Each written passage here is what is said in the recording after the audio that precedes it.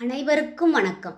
அகத்தீசா Anjana YouTube channel உங்கள் அனைவரையும் அன்புடன் வரவேற்கின்றோம்.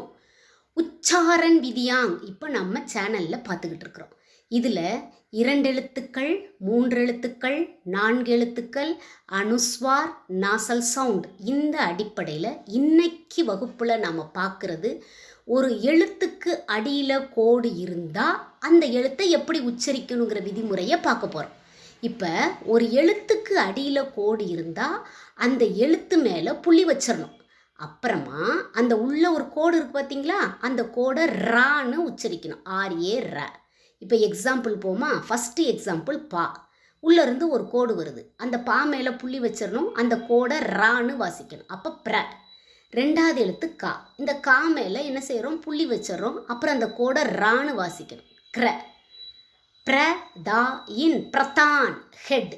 சுக்ரவார், சுக்ரவார்.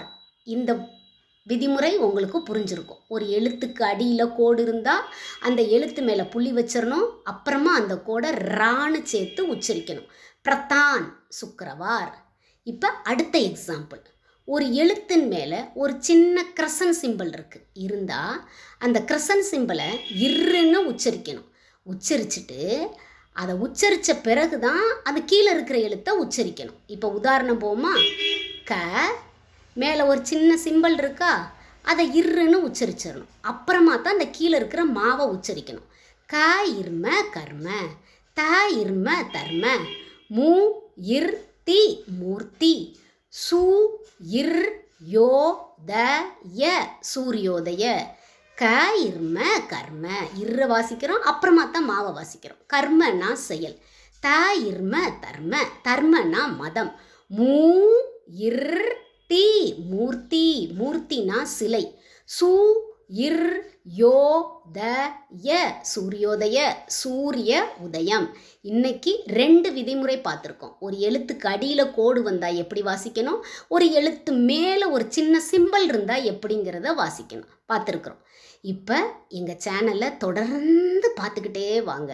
இப்படி சின்ன சின்ன விதிமுறையாக சொல்லிக்கிட்டே வந்துடுவேன். சீக்கிரம் விதிமுறைகள் முடிய போகுது, அப்புறம் நம்ம வாசிக்க போயிடலாம். எங்கள் யூடியூப் சேனலை தொடர்ந்து பார்த்துக்கிட்டு இருக்க அனைவருக்கும் எங்கள் மனமார்ந்த நன்றியை நான் தெரிவித்துக் கொள்கின்றேன்.